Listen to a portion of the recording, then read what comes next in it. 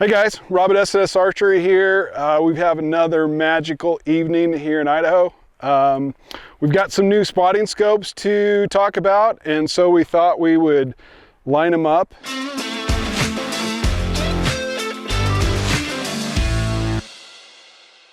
Just going from left to right, one we haven't reviewed before is the smaller Vortex Razor, 56mm. It is a 13 to 39X.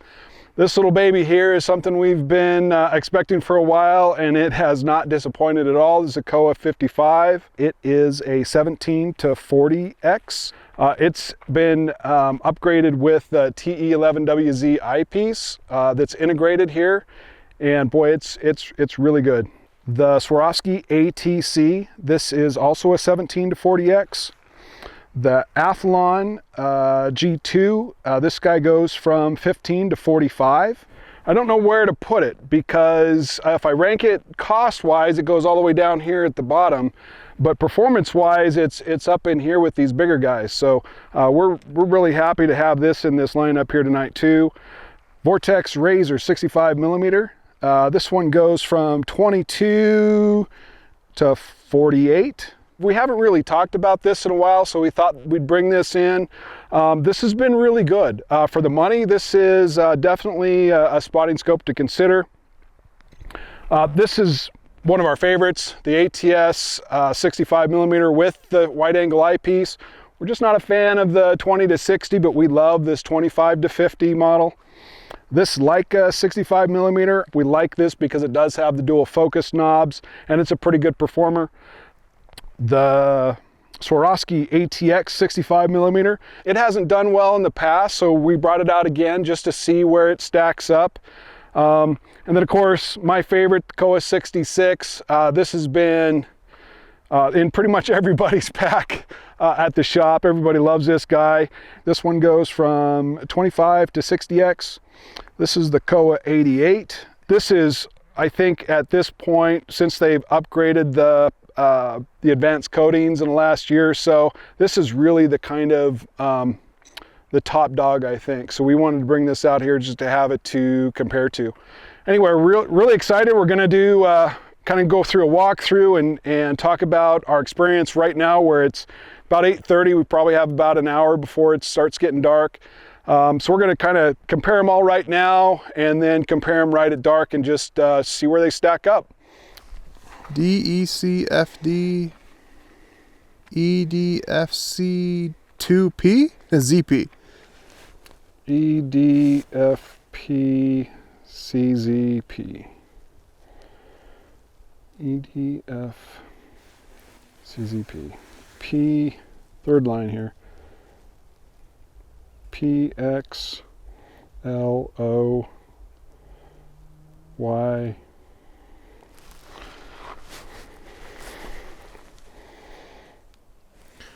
The ATS is the worst of these. It just doesn't feel like it's a good representation. No.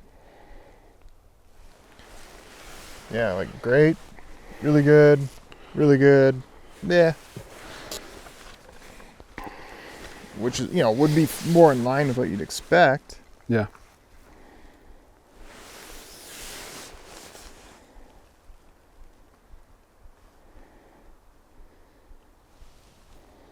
I guess we should maybe right now set all these up on the edge. You know what I mean? Don't touch the focus wheel right now. Just move all the. Oh, just move everything. The resolution chart. Like we know they're in focus in the middle. Yeah. You and I really aren't having to like change it per person. Right. So to try to get it like right smack dab in the middle and put it on that outer 25%. Yep.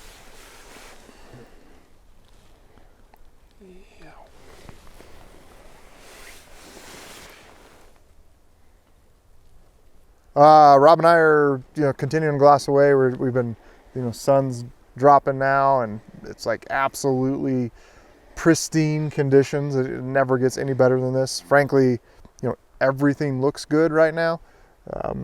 It'll be interesting to see as light fades. We were kind of putting the resolution chart right in the middle of the glass, and here just a minute ago we started doing kind of put it to the far, like 20% to the right edge of it, just to kind of test that edge clarity. Of all the ones, this Athlon keeps impressing me the most for the price. Yeah, $650, and it is a 65mm spotter, 45 ounces, and you get up to 45x. So that's not too shabby for you know, for an entry-level budget spotting scope, and it really does perform well. I mean, it's performing up in this range, you know, not with its brethren down in the $600-700 range. Yeah, it's way outperforming its cost. I think Kowa 66 kind of reigns supreme if out of the 60s. But we're really splitting hairs here, guys. It's everything's good. A little disappointed on the edge clarity of the 65 ATX. It kind of wasn't fantastic. Leica's been really solid. ATS 25 to 50 is solid. Vortex is, you know, I've been known for ragging on Vortex a little bit from time to time. I don't know if this is just a really good sample, but this is hanging with all of them right now. And then the 55s, you know, the Vortex is starting to fade off a little bit. The Kowa has the slight edge over the Swaro at the moment. But yeah. Yeah, I will say that Razor is performed pretty well for its price point as well. Yeah. I mean, you know, for $1,000 for a mini spotter, it does perform pretty good. It does start to fall off pretty quickly when you get to the edge, but the resolution is solid in the middle. I absolutely love that little Kowa. You know, it just feels like the resolution is so crisp, it just pops for me. And that dual focus knob, you know, the other two models have the barrel focus, and it's kind of hard sometimes to get that perfect focus with the dual focus knobs on the Kowa. It's just money. I really like that spotter a lot. The Kowa is like the easiest out of these three. Like, you just the second you look through it, it's just like, ooh, that's nice.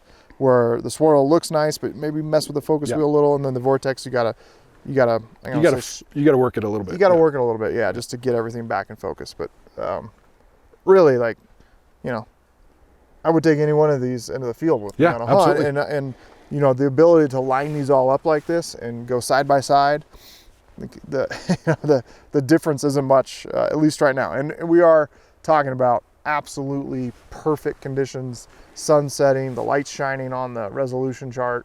There's 0 atmospheric conditions right now that are limiting the glass. So we'll see what happens as things get dark. Usually that's when you know, things either start shining or falling apart.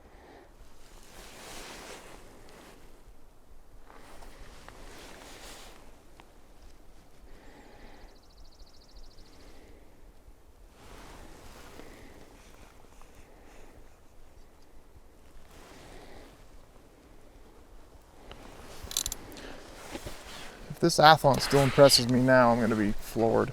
It will.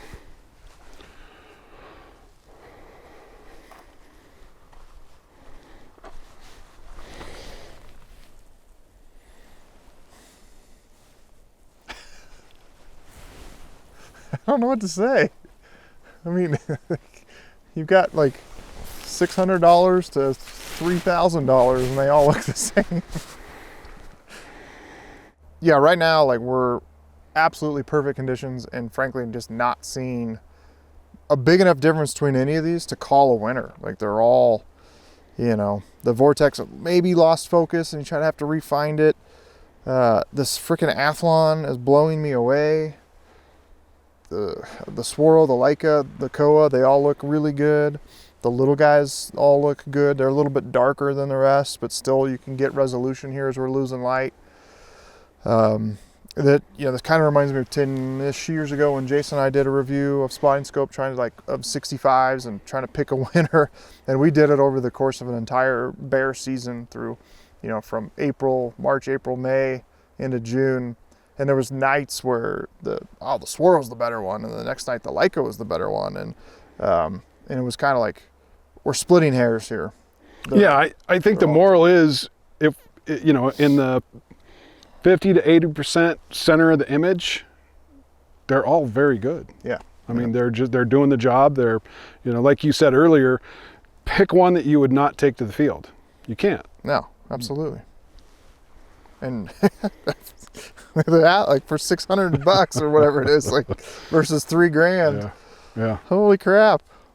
But I mean, I took this out on an elk hunt 2 years ago and it was like, Rob, it's okay. I wasn't that impressed. But again, I had no context. Right, I didn't right. have another scope to compare with at that day. And it was, I know it wasn't optimum glassing conditions that day, but it didn't blow me away.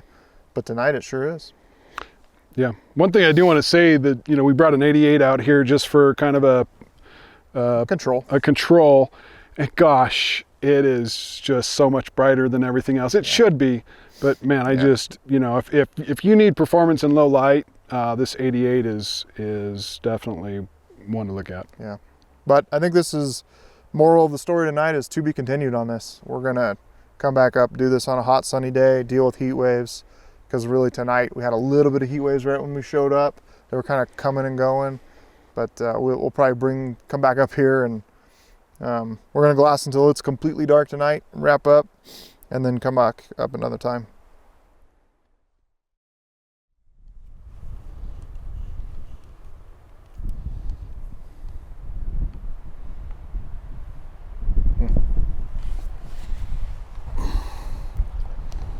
I mean, these three now, the Kowa is just, So yeah, you're getting phenomenal. way better, way better, but better, like noticeably better. yeah.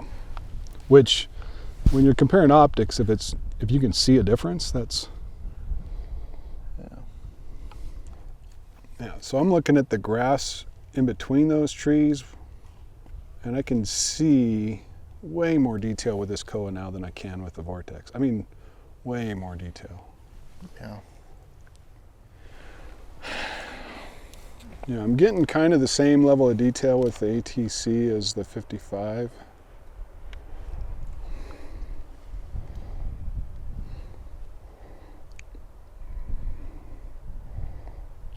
The colors are pretty similar.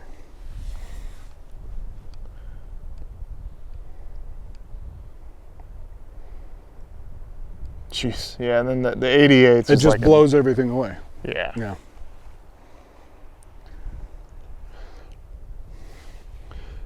Yeah, that falls off pretty quickly on the edge. Probably 70% of the image is good. And the Kowa is solid all the way across the edge. And honestly, I can't see the edge. I can't see the edge of the field of view.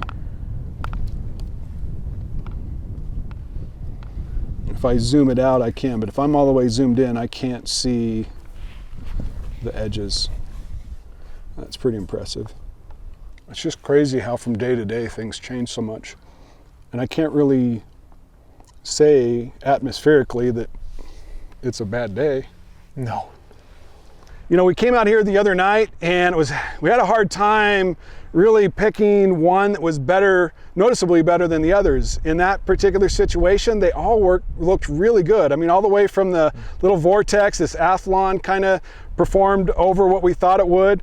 You know, they all kind of did really well. So we decided to come out second time with some different conditions. We're here in the middle of the day.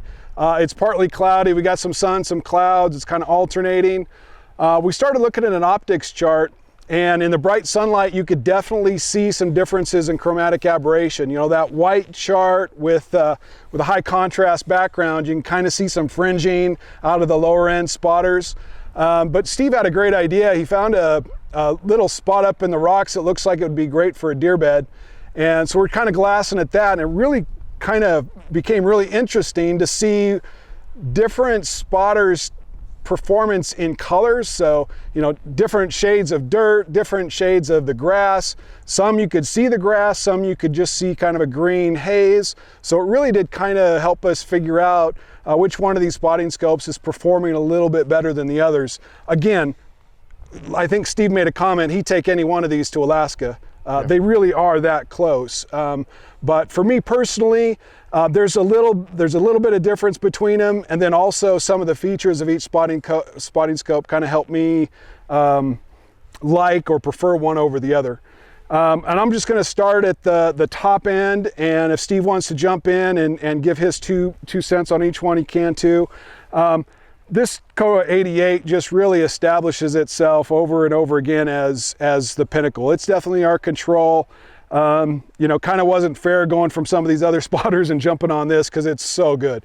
You know, resolution, color, everything, edge to edge, phenomenal.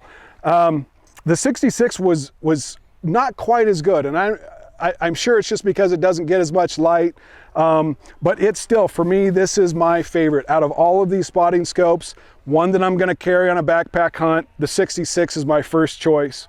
I really like the performance of the Leica.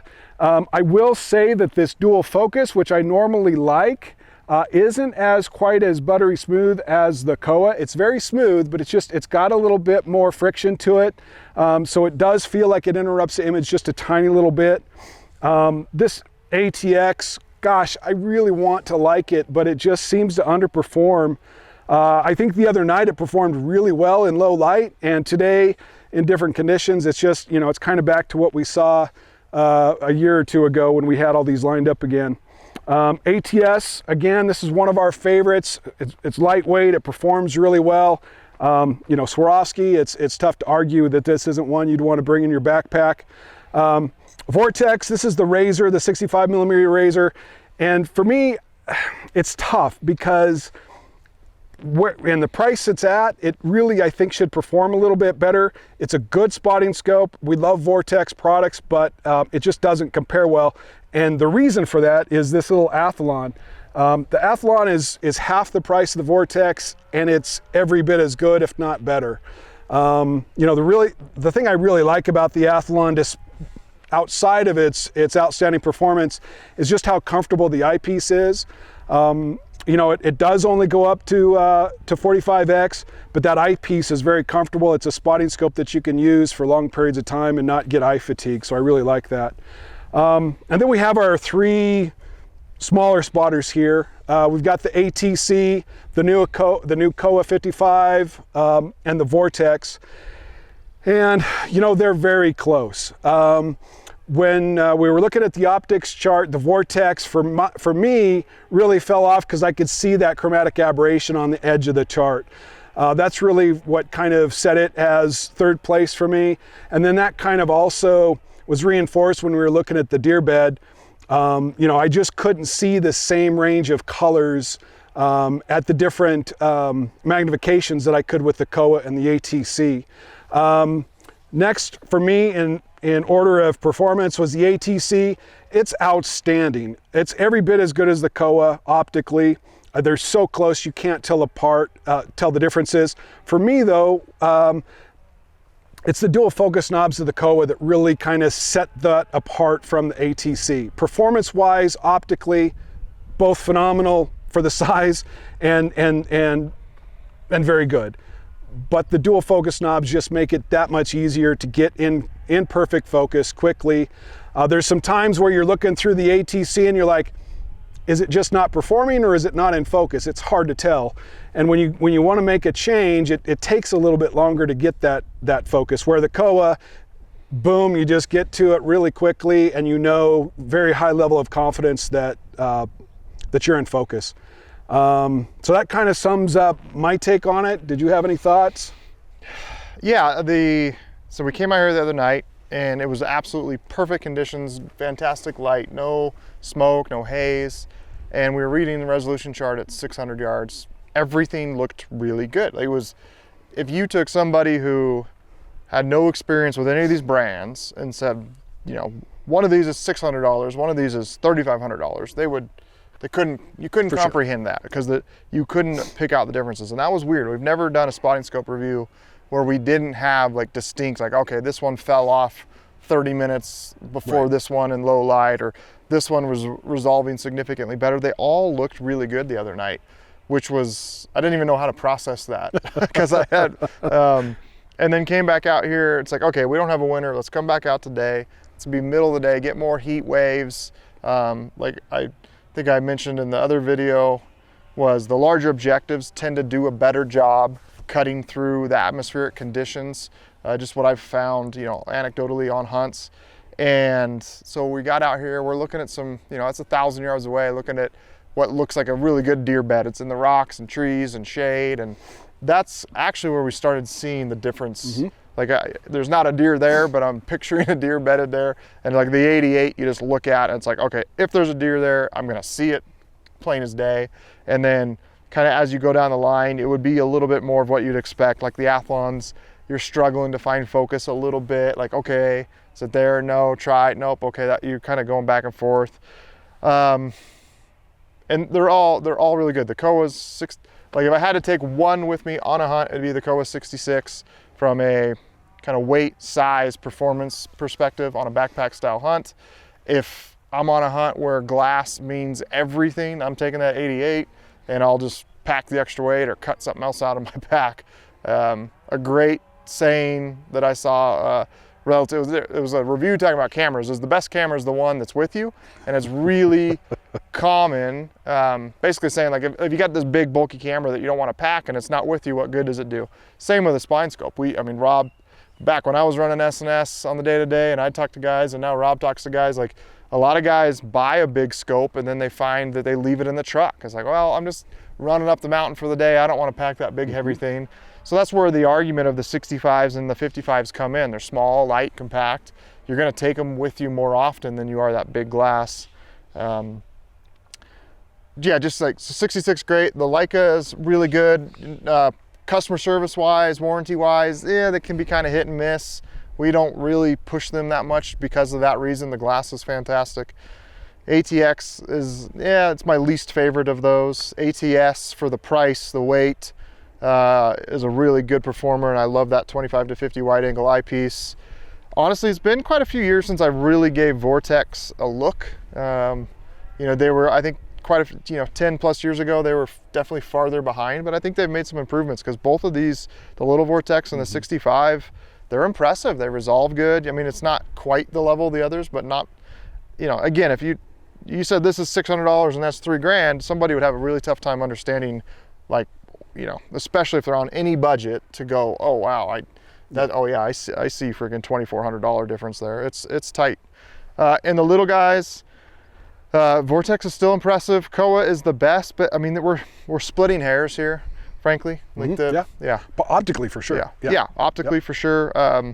If I had to pick one, I'd take the Kowa. Just it's like a little bit, you get a little bit of like a, you know, when you look through it, just looks nice. Where the Vortex in these conditions was starting to fade off a little bit, and the Swarovski's still good, but same thing you mentioned. It's like I was trying to focus underneath that tree, and it was like, okay, am I in focus? No, I'm going to try a little bit more, and then I lost it, and then I went back to it. Yep. Where the Kowa, I just seemed to go like, yep, that's in focus, and then you're done. It's just like an easier experience. So they're all great, depending on the hunt and the demand of your optics and what you're doing. And budget. And budget. You know, I think you're not going to go wrong with any of these choices. If there's a winner, it's the Athlon, from how well it performs. I mean, no, it's not. You know, it's 90% of what the more expensive ones are. I mean, maybe that's a little generous, but it's really good. It's not like a third or half. It's closer to performing to the level of those, which I was not expecting, frankly. I was really impressed with that. So take with that information what you will. I don't know if that's very definitive. There's, you know, we live in a very spoiled time right now where there's a lot of great gear choices out there, and this is, you know, you'd love to walk out of this like, this one's by far the best and this one's by far the best. Just didn't happen. But all we can do is be honest with you guys and provide the information and let you guys make, you know, the most informed decisions you can with your budget and what you got. Yeah, for sure. And as always, if you have any questions, you know, I'm always on the phone. Give me a call. Happy to help out. I try to be as unbiased as possible, and I try to listen to what your needs are and try to put you in the right spotter from there, especially if you're really not sure which way to go. Happy to offer my opinion. Just a phone call away. I think that's it. Yeah. Thanks for watching, guys. If you have any questions, give me a call. 208-495-4222.